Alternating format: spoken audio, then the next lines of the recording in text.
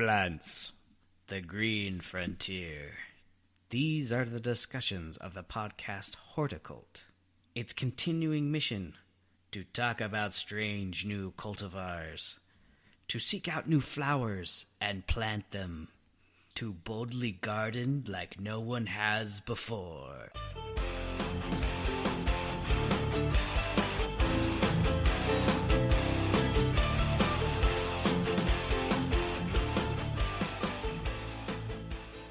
What's up, everybody? This is Blaine from the Horticult. On this episode of the podcast, we had Energy is Love podcast with Craig Salazar. Craig is a friend of mine from back in the day from when I was a kid. We grew up together in a little town out in the middle of the Utah desert. We just talk about shiz, what we're doing.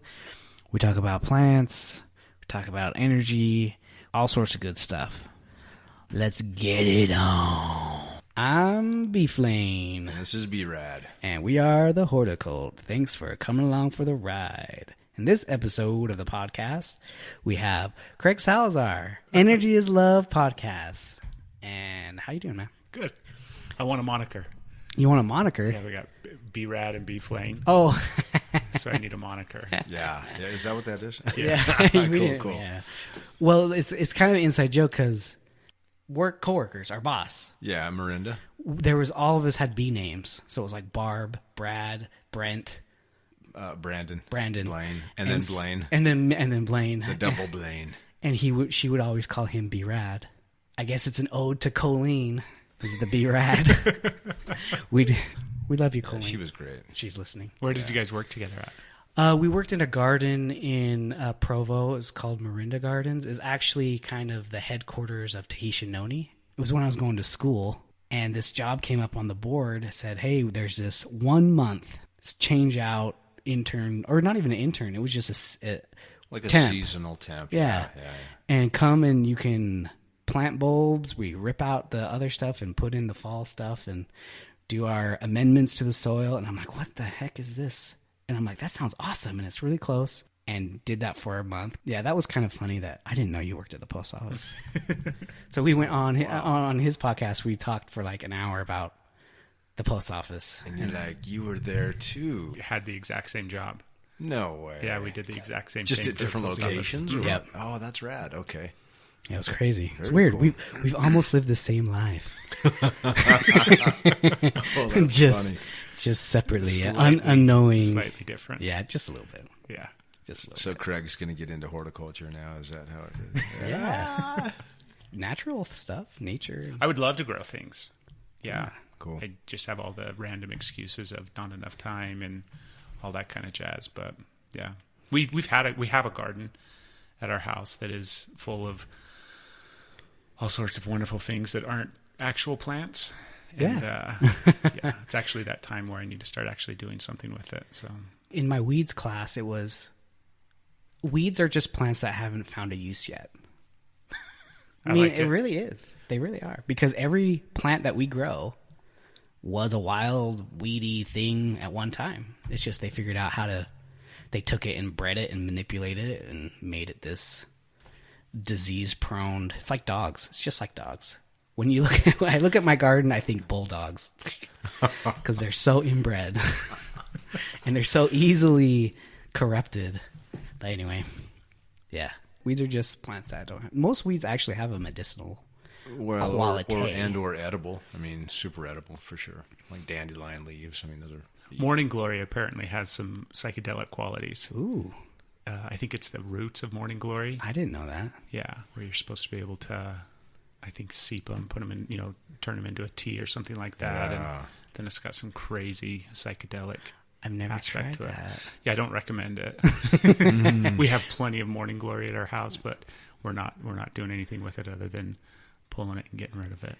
I'm going to research that. Totally. I'm going to check that out. Well, then there's the amaranth pigweed. That's for dye, right? They used to use that for dye, or maybe they still do. Well, it was like the native peoples. Exactly. First natives. What is it? First peoples? First Nations. First Nations. Oh, yeah, the That's First it? Nations people. I don't know what it is. I don't know either. I hate PC stuff. I know, it's horrible. Yeah, I always fail miserably at it.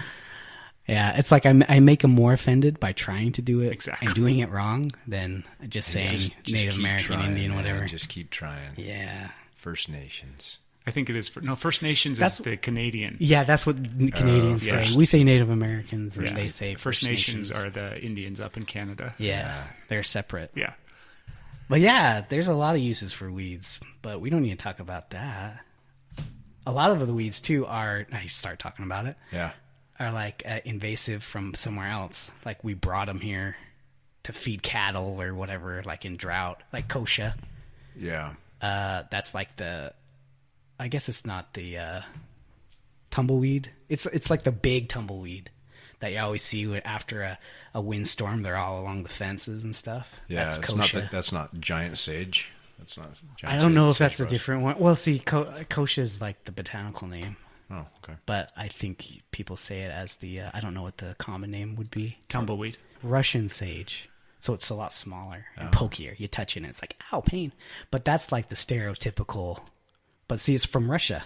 Funny story about that one. It's red, like before it blooms or seeds or whatever. So it was actually brought here as An ornamental. an ornamental You're like, to be oh, that's pretty. so cool. And then It's it so reverts pretty. back to its mother And then it's like everywhere. country.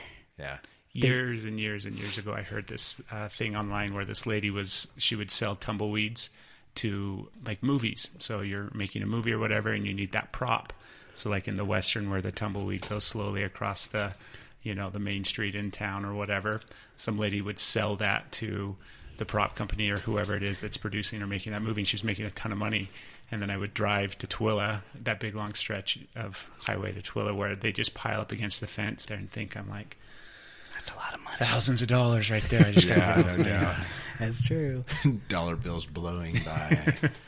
There's that purslane weed that is used edibly. In The South America. The southern, yeah, and it grows like a weed. That was one of Brent's favorites. He would eat plants all the time. Yeah. So we're like out there weeding and he's eating the purslane, or Mm-hmm. we're putting in pansies and he's eating the pansies. I'm like, dude, well, you know, Oh yeah, freaking, for sure. because he works at a greenhouse now, Yeah, and the chemicals. yeah. You're probably not going to want to eat the pansies. No. I mean, but by From saying yeah, that, yeah. I mean, really, that's really what we need to do to get them to be shippable and sellable, and then from that point forward, once it's planted in the garden and the yard, then the new flowers that come out and emerge are clean and good to go. You can put them on your dinner plate with your, I don't know, who knows what, but Yeah. The frou-frou salads the fruit salads that have pansies. There's chickweed, and it just dawned on me that one is a medicinal as well. You can like use it is as a it? poultice on Scrapes? damages, scrapes and things like that from, I didn't know that about chickweed. chickweed, and there was this one time I was working when I was at Linden Nursery, and there was a whole patch growing, and I'm like, dude, I'm gonna try this out, see if it's real. So I take a whole big old chunk of it, and I just like start rubbing it in my hands and just put it on my skin, and I couldn't tell anything. I couldn't tell any difference, but I'm like, I gotta test this out, this theory. Medicinal. So the weeds are simply a plant in the wrong place, but I like what you were saying, that it just is something that has not. See, that was what the use. discussion was in class, in weeds class. You had to define on your own, come to some sort of definition of what a weed is. So when anyone says, like, that's the biggest thing on Facebook is like, friend or foe, is it a weed or is it perennial, something that I should grow or whatever? It's up to you. Like, you could have a yard full of stuff that just grows. I mean, you could manicure it. You could make weeds look good. And then it's to your level of standard. So if you want it to be like golf course green and like nothing in it at all, that's a lot of money. That's a lot of work. That's a lot of chemicals. So there's a lot of costs associated with that. So if you kind of come to terms with a little bit of clover in your yard, clover, that's like coming back. That's like becoming a new turf, clover, because you don't have to mow it. You don't have to water it as much, and it doesn't need any fertilizer. And then it sometimes blooms. Yeah, cinquefoil is another one, or potentilla is another one where people will use that as a lawn, It's kind of a ground cover anyway, green ground cover, but with a little yellow flower. It's extreme. Like, you don't have to water that stuff. Just the amount of rain that we get here in the Intermountain Valley is enough to keep it green. And there's no maintenance to it. You don't have to fertilize it. You don't have to mow it. And you get flowers. It's kind of cool. Potentilla. Yeah. Make me think of it. What is it? Cinquefoil is the... Cinquefoil. Cinquefoil. Yeah, that's just another name for it. Yeah. I've seen yarrow as well. Like, Potentilla. not the tall yarrow, but like there's a short yarrow. Same thing. Yeah, I've heard kind that. of a ground covery thing. You can mow it. You can mow it. You can not mow it. I mean, it's soft. It's... Potentilla. That's the name of a shrub. Yeah, that's what the I'm upright thinking of. shrub. I'm thinking of the shrub. And then there's the low prostrate, like... That's cool. Like, yeah. 'Cause I'm like, I've cut that. I know I've cut that because someone asked me and I didn't know what the name was, and then I asked my friend and they're like, "You're an idiot." How do you cut potentilla? Same way you cut everything else, yo. With a chainsaw. One big cut. You guys are literally speaking a different language. Sorry, we'll get back to it. No, it's funny. It's like I'm sitting here listening to you, and I have zero idea what the hell you're talking about. Well, across the now board. you know how it feels. But no, just kidding. But you know, Remember when I was looking at you at your podcast, just like, these guys are going to fight soon because it was like you talking to your wife? See, he's just my wife. He's just my podcast wife. Hey, what? Or I'm the wife. Yeah, I don't know, man. No, so, but I mean, you know terms like ground cover. I mean, some generic, easy, But if you get into any, like perfect example of what you guys just got into, zero idea of what the heck any of those things are across the board. I have grass in my backyard, and then I have weeds in my backyard, and that's it. Yeah. I can identify grass, and then I can identify a weed. Well, and every now and then I'm like, is that a weed that we should pull? Maybe it's going to look pretty. Oh, yeah. Maybe it's going to do something. Like a thistle might bloom. The thistleweed has that really beautiful flower. We have this flower that bloomed in our window well. And it was one of those, like, obviously we didn't plant anything down there. And then suddenly out of nowhere, this ginormous plant starts growing. And then it bloomed this huge, big, beautiful, like white flower. And I think Steph looked into it, and it's something like it was like some moonflower or something like that, because it would bloom with the moon or something like that in conjunction with the datura. Is that what it is? Yeah. Oh, dude, talk about medicinal. I think That thing. Yeah, I think she mentioned that. That too. would rock your shiz, and anything on it. It's like up there with peyote, you Really? know. And you can make it. I've heard is one that came up in class because it's a desert plant. You see it growing wild in like St. George and stuff. Mm-hmm. I've seen it in Salt Lake. But we have a the huge seed one could have- cultivating in our window well. It could have blown in, or a bird could have dropped it, or whatever. And See, that's so cool though. turns out to be a volunteer that's beautiful. Yeah. So that's very cool. Yeah, we watched it for a while, and it's like anything else when I'm outside doing yard work or whatever. I'm kind of like half-ass cleaning and pulling weeds here and there. Mostly I'm just making sure I get the lawn mowed. And I saw it, and I'm like, I should hop down there and pull it. And then I never did. And then after a while, we forgot about it. And then one day we were out there, and I'm like, wait a minute, that's really pretty. Because it has a beautiful flower. Yeah. It's I believe it's in the nightshade family or the Solanaceae family. And so it kind of has that pungent smell to the stem or whatever. But man, those are so tomatoes. cool. Tomatoes Oh, are yeah. in the nightshade family. Yeah. They're all toxic. The Kind of plant toxic. itself is, yeah.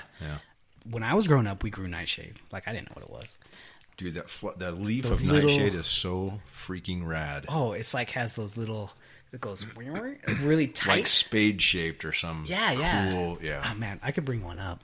Plant that's just called nightshade. Yeah. There's two varieties of it. I can't remember. Let me look it up. Yes, nightshade. But there's a series it's a of family. Okay, there's a family of Yeah. plants. Yeah, so the nightshade. family is Solanaceae, I think. Yeah, easily. But And that's just a cool word. Yeah. yeah. Like that's the type of word that some famous Nightshade. actress would name their new daughter. Yes. This is my They're daughter. not smart enough to name them that. How about Zygodinus? Beautiful. So that is the flower. See, it looks a lot like a tomato flower. That's how they used to like determine what is in what family before they came up with DNA and genetically testing it. So they would look at the reproductive parts and what looks similar.